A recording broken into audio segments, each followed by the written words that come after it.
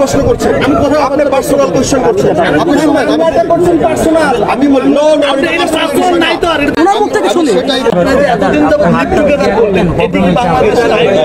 পরিবারের সম্মতিতে আমরা থেকেছি।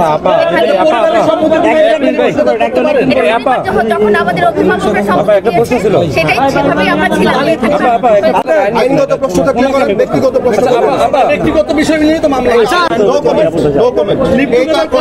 ধর্ষণ মামলা করবেন, সেটা কি বৈধ? আপনাদের শেষ, আপনাদের আইনগত প্রশ্ন আছে। আপনিও তার সঙ্গে মানে স্বেচ্ছায় ছিলেন।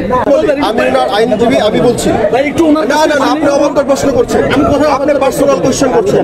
আপনি শুনবেন, আমি বলি নারী ও শিশু নির্যাতন দমন আইনের 2000-এর ধারা 9 এবং সাবসেকশন 1 অনুযায়ী প্রলুব্ধ, ভয়ভীতি, প্রতারণা, এই সাবক্লোজ গুলো, প্রতিশ্রুতি সহ সাবক্লোজ গুলো যেখানে ব্রেক হবে সেখানে ধর্ষণ মামলা হবে। এটা হচ্ছে মূল সংজ্ঞা। আপনারা যদি পার্সোনালে চলে যান তাহলে তো সমস্যা। এখানে আমি বলি পার্সোনাল কথাই বলবো, এখানে মিউচুয়াল পরিবার একসাথে সম্মতিতে ওনাদের সম্মতিতে মামুনিকে 10 দিনের রিমান্ড, 7 দিনের রিমান্ড তাকে আদালতে উঠানো হয়েছে। সেক্ষেত্রে মামুনির রিমান্ড কেন দেওয়া হলো না, আর জামিনও কেন দেওয়া হলো না? তাকে কারাগারে পাঠানো। বাদী পক্ষ হিসেবে আপনারা কি দাবি করছেন? আমি বলি, বাদী পক্ষের আইনজীবী হিসেবে আয়ু সাহেব যে সাবমিশন দিয়েছিল যে ওনার যে টিকটক করে ওই এইরকম আর কার সাথে মানে সুগার মাম্মি যেটা কি বলি আমরা, যদি আমরা এই শব্দটা ইউজ করি এখানে আপত্তিকর শব্দ, এরকম আর কার সাথে তাদের সম্পর্ক আছে এবং তাদের পিছনে কোনো গ্যাং আছে কিনা এটা জানার জন্য। কিন্তু বিজ্ঞ আদালত এই আয়ু সাহেবের বক্তব্য এবং আমরা বাদী আমাদের আইনজীবীদের বক্তব্য শুনে আসামিকে জিজ্ঞেস করেছে, আব্দুল্লাহ আল মামুন, প্রিন্স মামুনকে জিজ্ঞেস করেছে আপনারা কি একসাথে ছিলেন? উনি স্বীকার করেছে বিজ্ঞ আদালতে আমরা একসাথে ছিলাম।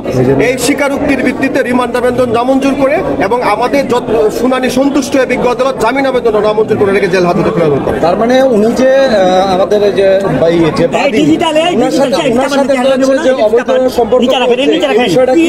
মামুনকে স্বীকার গেছে, অবৈধ সম্পর্কের বিষয় না এখানে। আমি বৈধ ছিল ভাই, এটা বৈধ কিভাবে হয়? এটা বৈধ কিভাবে হয় ভাই? প্রেমের সম্পর্ক ভাই, আপনি বলেন এটা বৈধ কিভাবে? ভাই এটা তো দর্শন মামলা হয়েছে না, সেই দর্শন মামলা কি তাহলে কি মামুনকে স্বীকার করছে? যখন প্রতিশ্রুতি ব্রেক হবে সেখান থেকে কজ অফ অ্যাকশন এরাইজ হচ্ছে দর্শন মামলার, এটা হচ্ছে ফ্যাক্টর। এবং বিজ্ঞ আদালতে মামুন স্বীকার করেছে তারা একসাথে ছিল। আপনারা তো লিভ টুগেদার প্রেমকে বৈধ ঘোষণা করলেন, লিভ টুগেদার প্রেমকে বৈধ ঘোষণা করেন। আদালত, বিজ্ঞ আদালত আমাদের দুই পক্ষের উভয় পক্ষের শুনানি শুনে জামিন আবেদন নামঞ্জুর করেন, রিমান্ড আবেদন নামঞ্জুর করেন, কারাগারে প্রেরণ করেন।